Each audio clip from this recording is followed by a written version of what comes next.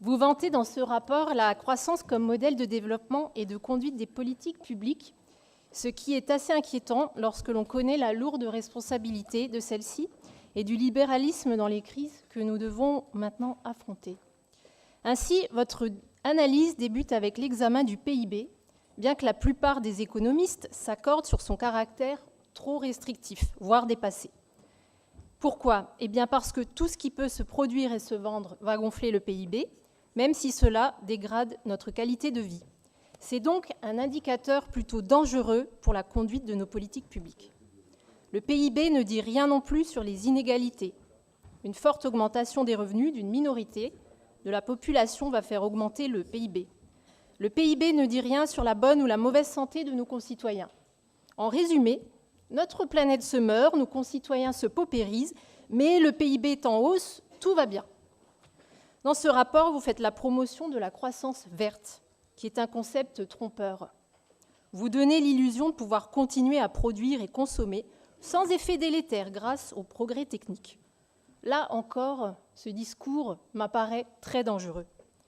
Nous, les élus, nous avons un devoir, celui de transmettre un message de vérité, celui des limites sociales et écologiques de notre monde. Le message doit être clair pour être en mesure de préserver l'habilité de notre planète.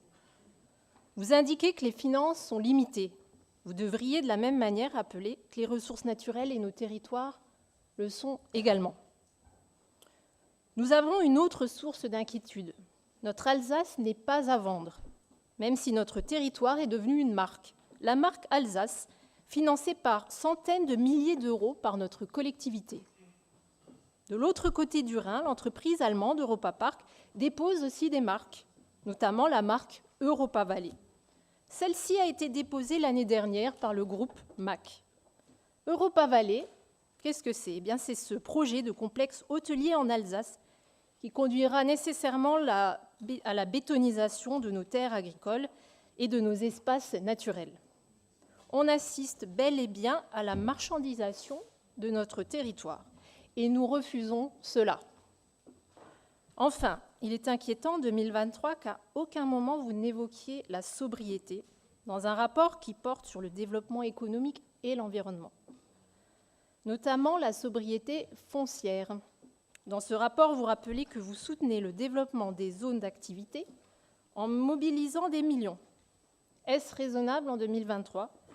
Nous ne le pensons pas. Voici exposer nos inquiétudes pour ce budget 2023. Votre positionnement est en décalage avec les réalités de la crise que nous traversons.